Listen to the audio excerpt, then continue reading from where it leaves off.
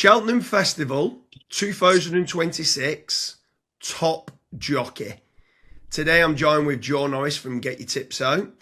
Normally I'd say this is a foregone conclusion. Normally it's Paul Townend, but he's actually odds against this year. So who do you think for the Cheltenham Festival 2026 top jockey will be? So, Paul Townend is 5-4 best price favourite. I think he could be worth trying to get him beat at that price. Now, I'll just read you out the betting so you know it. So, Paul Townend 5-4, Mark Walsh 11-4, Jack Kennedy 13-2, Nico de Boinville 16-1, Harry Skelton 16-1, Cobden's 20s, and then it's no hopers after that 40-1 bar. Now, for me, I think Mark Walsh could have a big shout this year. It's his last year riding for McManus because we all know Cobden has got the job. Right now, are they looking for him to go out on a high? Could he be Cheltenham top jockey and retire on the spot? Do you think he could?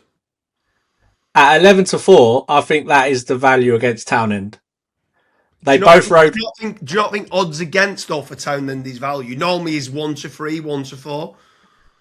I think it's tricky because I think after the Supreme, he's got to be 0-1.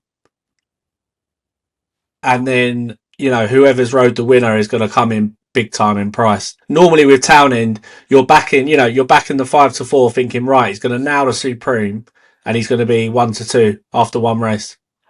But yeah. I think it's a different year this year. You go through all the races, they're so open. What we do know is McManus has got a really, probably his best string we've seen at Cheltenham for a while. Wherever you look, he's got chances. And Mark Walsh is going to be on the best of them. I mean, Mark Walsh rode 4 winners last year. He equalled Paul Townend last year. And, last year we all thought Mullins had a really strong team. This year, we're doubting him slightly. And he still managed to equal the same amount of winners as him last year. Let's just throw one or two others into the mix. So, Jack Kennedy, riding out of his skin. Gordon Elliott coming with so many chances. I think Willie Mullins will be top trainer, but you're now debating whether it's going to be Townend or Walsh, and it's going to be divided, and they're both going to have winners. The best of the crop is all going to Jack Kennedy from Gordon Elliott's yard. Has he not got a squeak? Or then Now, obviously, Constitution Hill's not there, so he's drifted like a barge pole. He's 16-1 now, but then. The first 2 races at the Cheltenham Festival, he's got the favourite and the favourite. Does he go? If he gets them 2 up, he's probably going even money or odds on, and he's a 16-1. Oh, well, I wouldn't go that far. He could easily ride an opening double, and I think he's got a good chance to. He's got Old Park Star in the Supreme, and then he's got obviously Lalamba in the Arkle straight away. So I'm hoping he goes 2 from 2, but I think with him, he has to they have to go in, and then probably Django Bay has to win the Gold Cup. Them 3 have to win for him to have a chance. I'd say Henderson's yard is in big form, so I think he could pop up in 1 or 2 of the big handicaps. He's obviously going to get the one that he thinks is the best weighted for Henderson's yard. I think they're going to have 1 or 2 nicely weighted. Obviously, Gordon Elliott's of the world normally have a few up the sleeve and stuff like that. And they're very hard to choose the big handicap races, but he could pop up in 1 or 2 of them big handicaps. We should just say as well, we've quoted 16-1. I mean, he's 8-1 with Ladbrokes. Yeah. So there's big difference in opinion between the bookies on this. Yeah. Obviously, Ladbrokes are a standout best price on Paul Townend. But they are the worst price on Nico de Boinville. Yeah. If Constitution Hill was running in the Champion Hurdle, I would say 16-1 has got a squeak. But he wouldn't be 16-1 if Constitution Hill was in there. It'd be like 12-1. I mean, for me, I think Mark Walsh is the value play, 11-4. I think that is the value play. I think he could go out on a high. I think he could retire at the Cheltenham Festival. I really do. Jack Kennedy, I wouldn't put anyone off that 13-2 because, like you said, he's got a good string going in there. He's going to have loads of live shouts in the handicaps.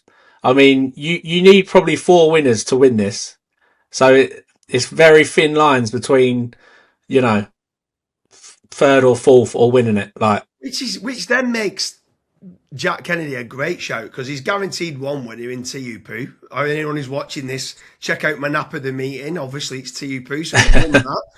Brighter days ahead. I think he's got a great chance. yeah, For the champion, he might even go for the mares. I think he's going for the champion, but and like you said, he's going to have live shouts in every one of the big races for Gordon Elliott. I think it's fascinating. I actually think between the top 4 in the market, like I think it's a very open. It's for the first time ding dong battle. I've ever known. I think it's been very, very open between the top 4 in the market. Also, looking at this, right? So, Cheltenham Festival winners. Paul Townend's had 38 now. Now, Ruby Walsh is the top of the pile. He had 59 when he retired. Mark Walsh has had 13. Jack Kennedy has already had 12. Yeah. And obviously he's like still a youngster, isn't he? Yeah. And he's been injured a lot. So I think that backs up what you're saying. Like he's already won the Gold Cup. He won the Gold Cup on Manila Indo. Like, he has got that potential to explode onto the scene one year at Cheltenham, and like it could be this year.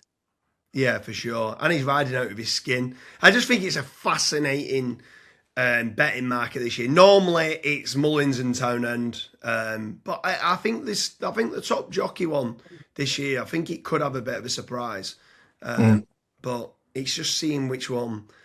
Yeah, which one you're doing? Like you said, even like one of the bookies, so Ladbrokes are 8-1, and Willie Mills at double the price at 16-1 for like point bill. So you can clearly see the odds compilers there even struggling to say, well, what could happen here and what couldn't happen here and stuff. Come on then, now your colours to the mast. You know, my pick is Mark Walsh 11-4. What's your pick?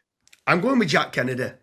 Yep, 13-2. Gordon Elliott's absolutely flying. I think he's going to come there. I think he'll be the closest he's been to a top trainer.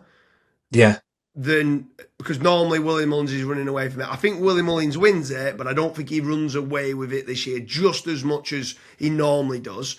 But because that's divided between Townend and Mark Walsh, I'm going to go in for the squeak of saying Jack Kennedy. I quite like the reasoning there because Mullins is 1-7 top trainer, and Elliott is second favourite at 8-1.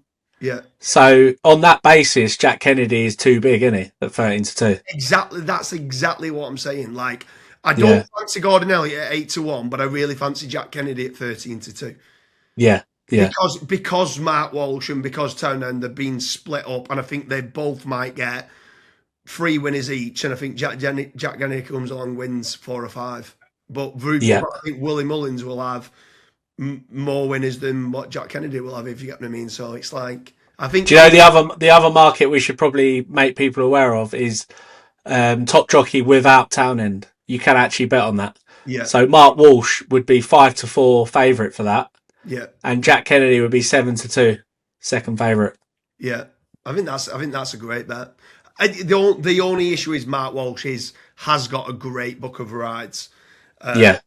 If they do end up breaking off all the things for which it looks like they will do, so you've got like Factifile, Margeborough, and all them kind of. It's like, I don't know, he's got some serious horses to be riding. But yeah, it's a fascinating one with a top jockey for 2025 Cheltenham Festival. Let us know in the comments who you fancy.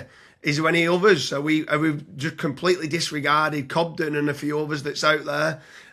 He'll be picking up a lot of decent rides away from the top trainers. Leave a comment who you think is the best bet for the top jockey at Cheltenham Festival in 2026.